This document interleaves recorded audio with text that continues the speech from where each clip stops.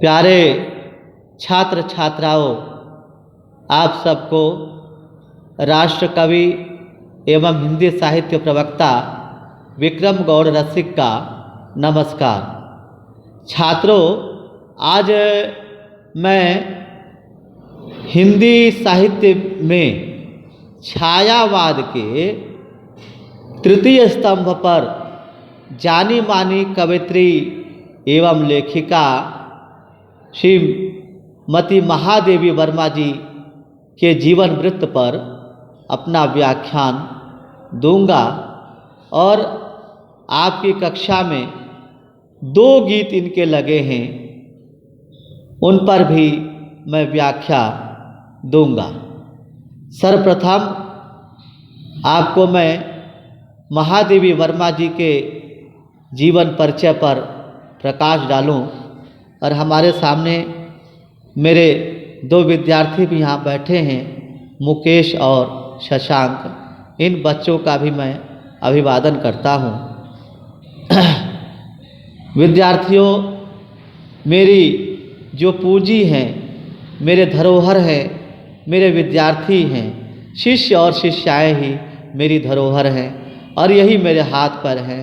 मैं तो अपना एक जो मंतव्य है यही मानता हूँ, मेरे शिष्य ही मेरी आधार है, मेरी पूंजी है, इनके बगैर मैं चल नहीं सकता। तो मैं अपने इन शिष्यों का भी अभिवादन करता हूँ। और विद्यार्थियों, जब हम महादेवी वर्मा जी के जीवन का सिंहावलोकन करते हैं तो उस समय हम देखते हैं कि महादेवी वर्मा जी का जो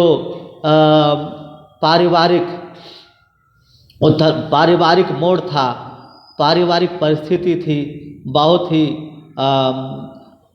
एक सांधी काल की थी और अविस्मरणीय थी, जिसको भुलाया नहीं जा सकता। जो दिन विपत्ति के होते हैं वो कभी भूले नहीं जा सकते। उनका जन्म 1907 उत्तर प्रदेश फर्रुखाबाद में हुआ था। माता पिता बहुत ही सात्विक विचार के थे और उन्होंने इंदौर, जो मध्य प्रदेश का एक जाना माना शहर है, उसमें इनकी शिक्षा दीक्षा हुई, प्रारंभिक शिक्षा दीक्षा। उसके बाद क्या हुआ कि प्रयाग महिला विश्वविद्यालय जो इलाहाबाद में है, वहाँ से इन्होंने संस्कृत में एमए किया और संस्कृत में एमए करने के बाद प्रयाग महिला विद्यापीठ में प्राचार्य के पद पर बहुत लंबे अरसों तक कार्य करती रही। और महादेवी वर्मा जी के ऊपर मैं आपको बताऊं विद्यार्थियों, गांधी जी एवं गौतम बुद्ध, इन दोनों महान विभूतियों का प्रभाव, बहुत गहरा प्रभाव पड़ा। इनके विचारों का, इनके व्यवहारों का, इनके उपदेशों का, इनके कृत्यों के माध्यम से जो विचार आए, उन विचारों का बहुत ही प्रगाढ़ एवं गहरा प्रभाव पड़ा। और महादेवी वर्मा सुभद्रा कुमारी चौहान के साथ रहती थी। अपने जीवन वृत्त में बताती हैं कि सुभद्रा मेरी छोटी बहन थी और पिताजी बिल्कुल लोगों साहित्यिक व्यक्तित्व थे, विचारधारा के व्यक्तित्व थे और साहित्यकारों का जमावड़ा उनके घर में रहा करता था। और जब प्रयाग विश्वविद्यालय में पढ़ने गई तो वहाँ की जो प्रिंसिपल थी श्रीमती शीला अग्रवाल, तो अंग्रेज़ों के खिलाफ उस समय स्वतंत्रता का दौर चल रहा था, स्वतंत्रता आंदोलन का दौर चल रहा था।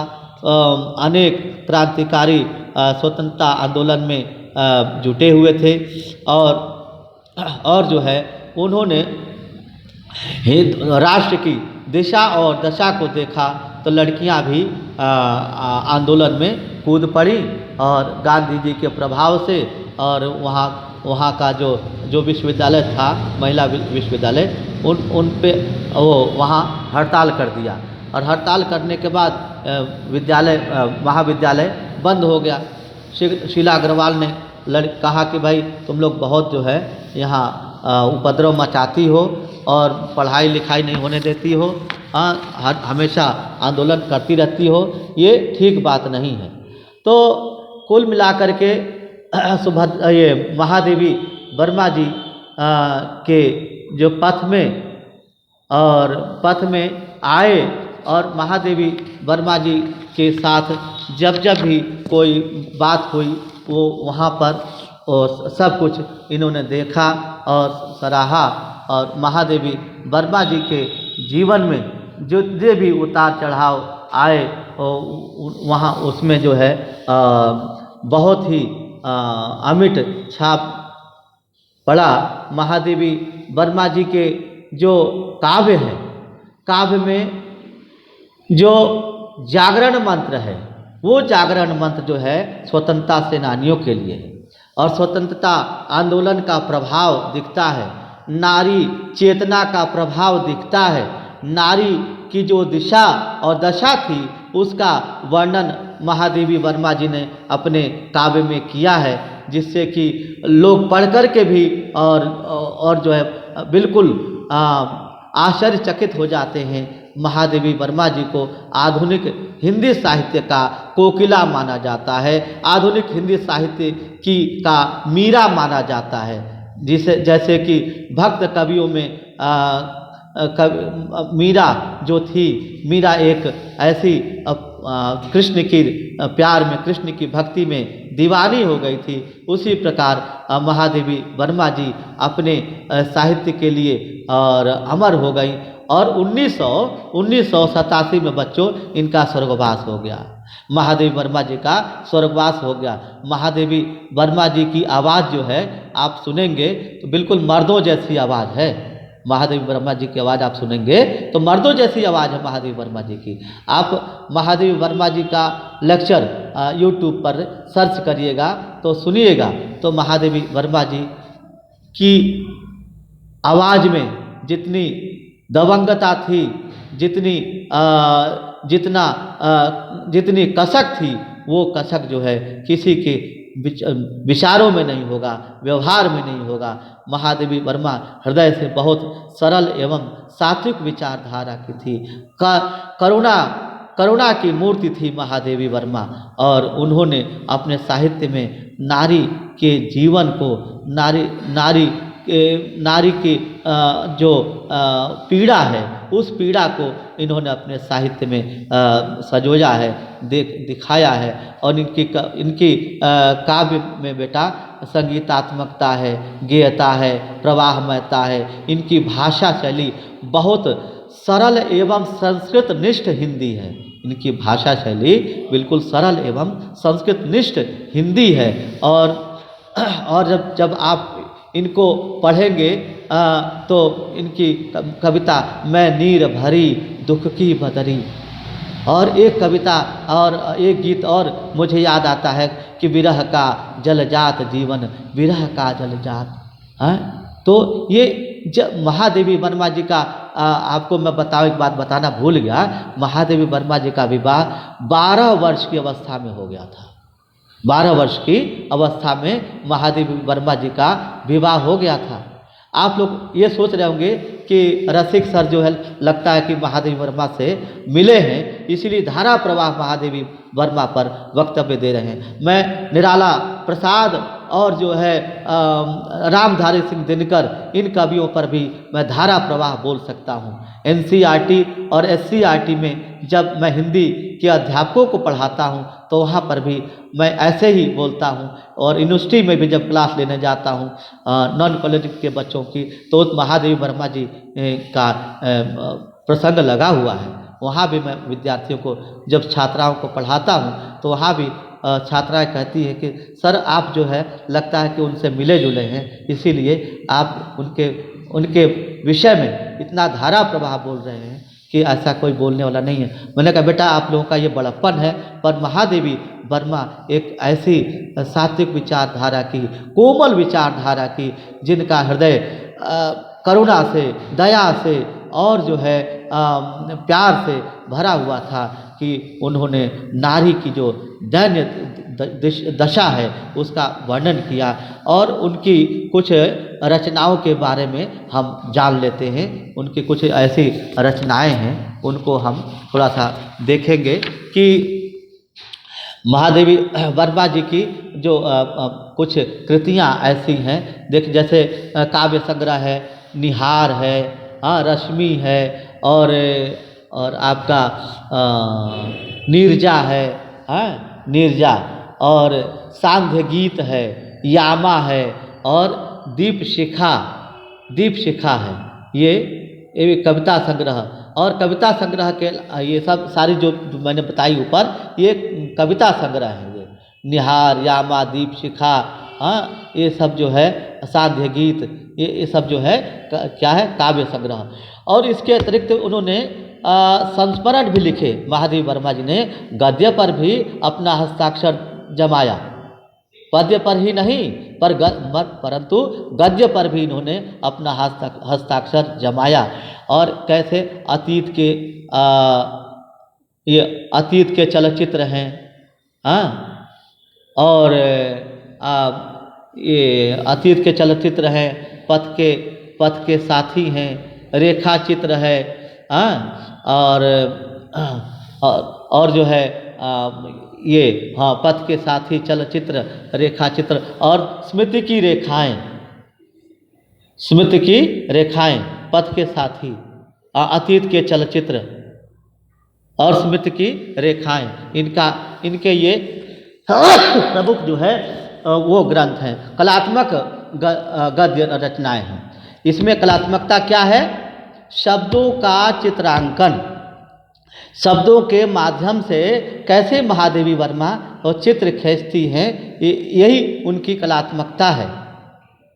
और उनकी शैली, मौलिक शैली है उनकी महादेवी वर्मा जी की। और आपके यहाँ पाठ्य पुस्तक में 2 रचनाएं लगी हैं बेटा। तो एक तो पहली रचना है जाग तुझको दूर जाना। कौन सी रचना है? जाग तुझको दूर जाना। और इसमें कवित्री ने जो स्वतंत्रता प्राप्ति के आंदोलन में भाग ले रहे सैनिकों का आवाहन किया है, उनको जो है जागृत किया है, उनको उत्तेजित किया है, उनमें जोश भरा है, जागरण मंत्र फूका है। जिस प्रकार के पंडित सूर्यकांत त्रिपाठी निराला जी ने लिखा कि द्रुत झड़ो द्रुमों के जीर्ण पत्र, कंकाल जाल जग में फैले। इसलिए लिखा के शेरों की माद में सोया है चार, जागो फिर एक बार। तो ये महादेवी वर्मा जी कहती हैं जाग तुझको दूर जाना, और आवाहन करती हैं सैनिकों का। मैंने भी लिखा है कि सावधान मुझको जीना है, जीवन के उत्थान पतन का कालकूट पीना है। सावधान, मैं स्वयं देश का प्रहरी हूँ, अर्दल की खातिर जहरी हूँ। शत्रु शक्ति का वह संबल मैंने ही छीना है। सावधान मुझको जीना है। यहाँ पर भाव साम्य के लिए मैंने अपनी पंक्तियों को पढ़ा, यहाँ पर अपनी पंक्तियों का वाचन किया, जो हमारी जो रचनाएं हैं उनका वाचन किया। तो अब जो है आपके सामने मैं पहले इसका वाचन करूंगा, उसके बाद व्याख्या करूंगा। पूछ करना बेटा। विद्यार्थियों, अब मैं कविता का सस्वर गीत का वाचन करता हूं, उसके बाद व्याख्या करूंगा। जाग तुझको दूर जाना, चिर सजग आके उनीदी, आज कैसा व्यस्त बाना। जाग तुझको दूर जाना, अचल हिमगिरी के हृदय में आज चाहे कंप होले। अचल हिमगिरि के हृदय में आज चाहे कंप होले, या प्रलय की आंसुओं में मौन अलसित व्योम रोले। आज पी आलोक को, आज पी आलोक को डोले तिमिर की घोर छाया, घोर छाया। जाग कर विद्युत सी शिखाओं में निठुर में निठुर तुझे तूफान बोले। क्या कि पर तुझे है, पर तुझे है नाश पथ पर चिन्ह अपने छोड़ आना, जाग तुझे को दूर जाना।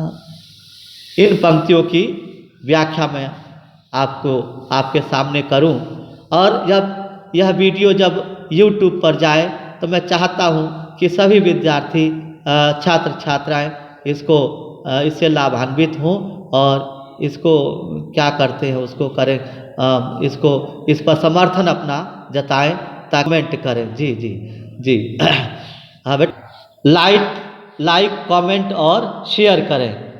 हाँ, ये बोलना चाह रहा था जी। तो चिर जाग तुझको दूर जाना, कवित्री कह रही है कि है सैनिकों आपको बैठना नहीं है, आपको दूर जाना है, अपने लक्ष्य तक पहुंचना है। चिर सजग, चिर मतलब बहुत समय तक, सजग मतलब होता है सावधान। आंखें उनींदी, आंखों में उन्माद है, आंखों में निद्रा है, तो कैसी बात बनेगी, बात कैसे बनेगी। आज कैसा व्यस्त बाना, आज व्यस्त अस्त व्यस्त, बाना मतलब होता वेश, वेशभूषा। आज तुम्हारा वेशभूषा कैसा है। ये तो सैनिकों का रूप रंग तो नहीं है। सैनिक तो हमेशा शक बेशक बिल्कुल ऐसे रहते हैं, पर तुम्हारी तो आंखों में आलस्य भरा है, तुम तो किम कर्तव्य विमूढ़ हो गए हो, ऐसा लगता है। आपको ऐसा नहीं होना है। जाग तुझको दूर जाना, तुझे जाग, तू जाग जाग, जागो फिर एक बार, जाग। मैंने भी लिखा जाग जाग जाग मेरी कल्पना की लेखनी, सो गई कहाँ तू मेरी कल्पना की लेखनी। नेताजी सुभाष या पटेल मुझे चाहिए, नेताजी सुभाष या पटेल मुझे चाहिए, लाल बाल पाल से गदेल मुझे चाहिए। सो गई कहाँ तू मेरी आज मेरी लेखनी, जाग जाग जाग मेरी कल्पना की लेखनी। आज जागना है, स्वतंत्रता माँ पुकार रही है। स्वतंत्रता जो है तुम्हारा समर्पण चाहती है, तो परंतु उसके लिए चाहे किसी प्रकार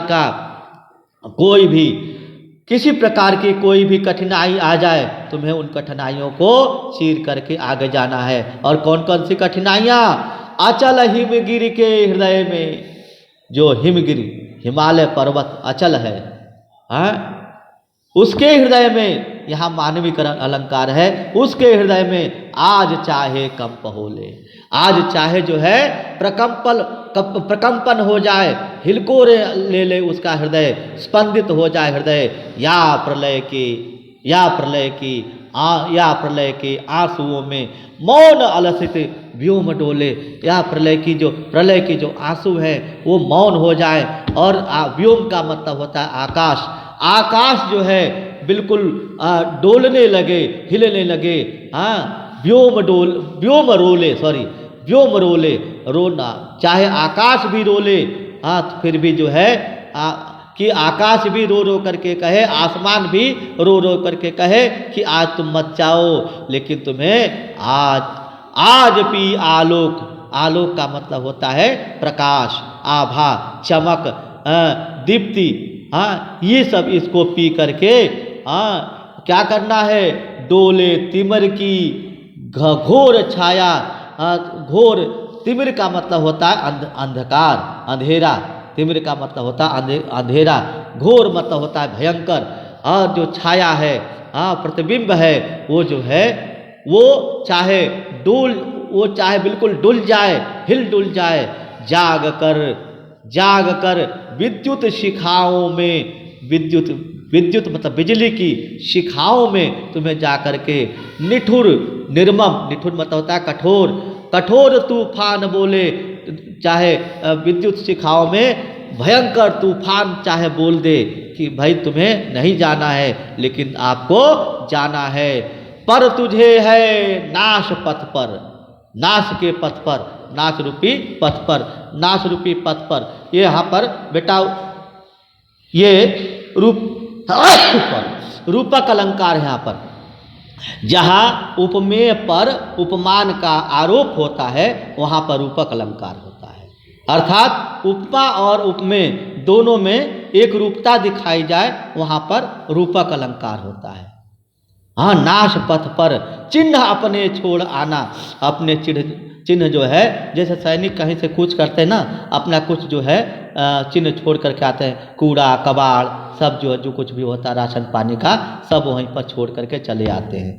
तो आगे ने एक बात कही थी, देवता कर गए हैं प्रतीकों से कूच, मैं लीख जो हमको मिली थी वो अंधी गली थी, देवता उपमान मैले हो गए।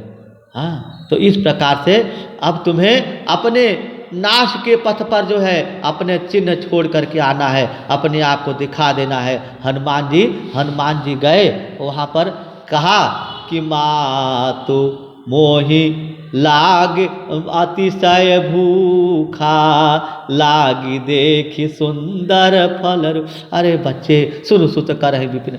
अब यहाँ पर भयंकर राक्षस है, तो उन्होंने कहा तीन कर भय माता मोहि नाही, जो तुम सुख मानहु मन माही। तो कहा अच्छा कोई बात नहीं, देखी बुद्धि बल निपुण कपि, कहु जान की जाहु, रघुपति चरण हृदय धरी, तात मधुर फल खाऊ। तो जा करके अब कुछ प्रभाव लंका में अपना दिखा दिया, रावण के सामने दिखा दिया। हनुमान जी ने राक्षसों को मार दिया, मार करके अपना प्रभाव दिखा दिया, रावण को प्रभाव दिखा करके, और जो लंका भी जला आए, लंका जल गई तो और जो है भय हो गया है। तो इस प्रकार से हनुमान जी गए तो अपना चिन्ह छोड़ाए, प्रभाव दिखा दिया, और राम से कहा कि अरे प्रभु वहाँ तो कोई बात नहीं, मैं तो जानकी माता को अभी ले आता, लेकिन आपकी आज्ञा नहीं था, आपकी आज्ञा नहीं थी, अब ही मात मैं जाऊँ लवाई, प्रभु आयस नहीं राम दुहाई। तो इस प्रकार से अपने चिन्ह जो है छोड़ करके आना है।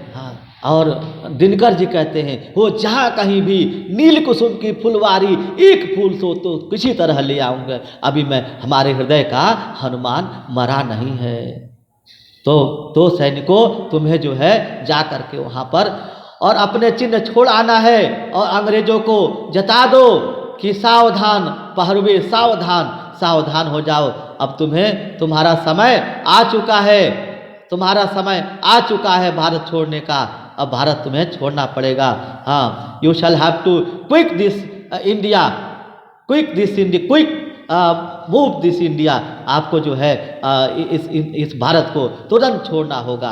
तो इसलिए जाग तुझको दूर जाना, अब तुझे जो है दूर जाना है। और आगे क्या है कि बांध लेंगे क्या तुझे यह मोम के बंधन रंगी सजीले। मोम के बंधन मतलब, मोम के बंधन का मतलब होता है यहाँ पर प्यार की बातें, प्यार के बंधन क्या तुम्हें ये बांध लेंगे? ऐसा मत कर, बट प्यार के बंधन जो है तो तुम्हें बांध लेंगे, पंथ की बाधा बनेंगी, पंथ की बाधा बनेंगे, तितलियों के पर रंगीले। क्या पथ मतलब होता है रास्ता, रास्ते की क्या ये बाधा बनेंगे? कौन बनेंगे? तितलियों के पर रंगीले, रंग रंगीले तितलियों के जो पर हैं, जो पंख हैं, तो क्या ये बाधा बनेंगे? ये बाधा नहीं बनेंगे। और विश्व का विश्व का क्रंदन भुला देगी। मधुपकी मधुर गुन विश्व का क्रंदन। और कैसा? द्वितीय विश्व युद्ध बेटा 1945 में तक चला, 1939 से 1945 तक चला द्वितीय विश्व युद्ध। और पूरा विश्व जो है हाय हाय कर रहा है।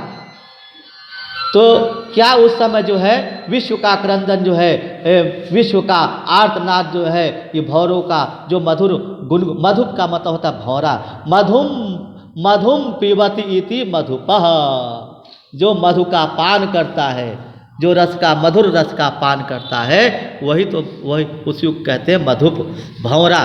तो भौरों की जो गुनगुन है, तो क्या विश्व की जो आर्तनाद है, क्या उसको भुला देगा? और क्या डुबा देंगे तुझे यह फूल के दल ओस गीले, क्या फूल के जो गीले ओस के कारण जो है, क्या तुम्हें ये भुला देंगे? और तू न अपनी छाह को अपने लिए कारा बना, अपनी छाह, अपने जो अपना छाह मतलब होता है प्रतिबिंब, जो तुम्हारा प्रतिबिंब है, जो तुम्हारे मोह पाश है, उनको जो है, जो मोह बंधन है, उनके लिए अपने लिए कारा, उनको अपने लिए, कारा का मतलब होता है जेल, बंदी गृह मत बना, क्योंकि जाग तुझको तुझे दूर जाना है। और वज्र का उर एक छोटे अश्रु का, वज्र का उर एक छोटे अश्रु का में धो गलाया। अब वज्र का मतलब होता है ठोस, कठोर,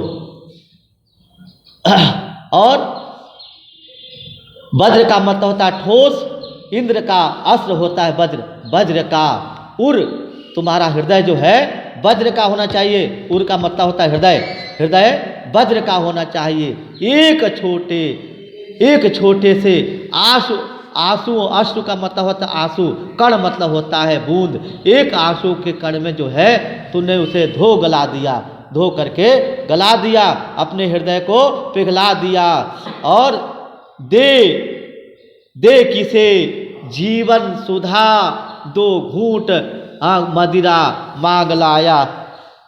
अपने जीवन सुधा, जीवन रूपी अमृत को दे करके एक मदिरा का घूंट मांग लाया अपने लिए, अर्थात अय्याशी का रूप बाना धारण कर लिया, अय्याशी का बाना धारण कर लिया। और सो गई आंधी मलय की बात का उपधान ले।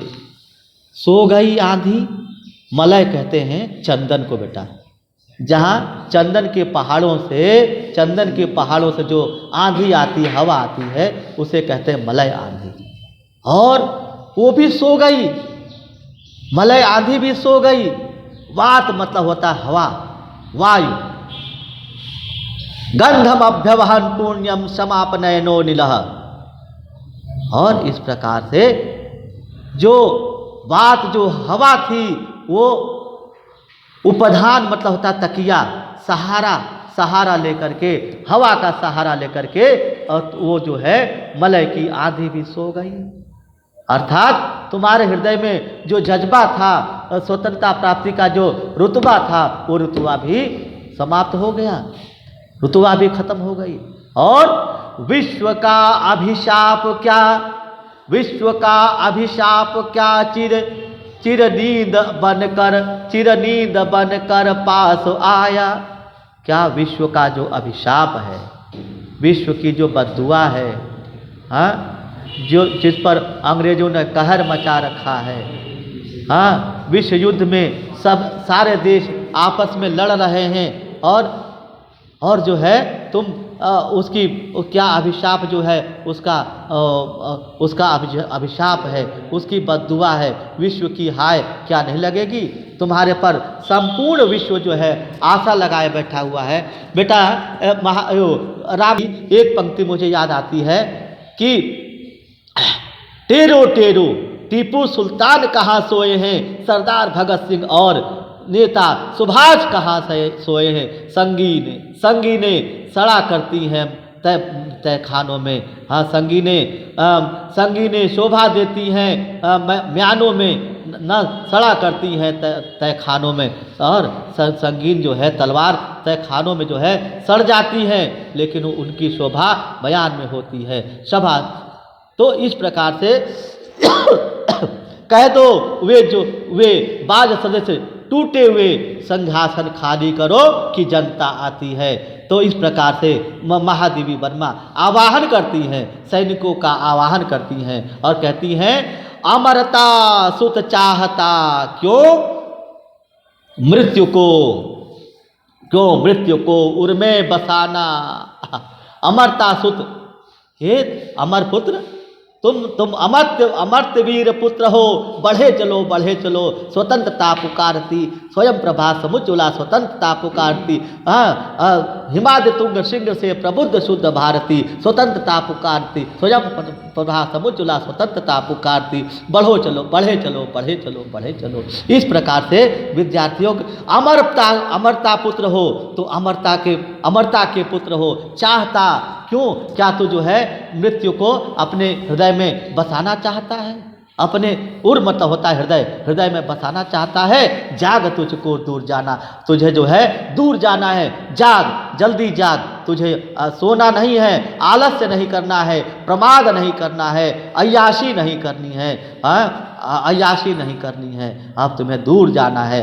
और कहन ठंडी आस में अब भूल वह गलती कहानी। आग हो उर में तभी दृग में सजेगा आज पानी। कहो ठंडी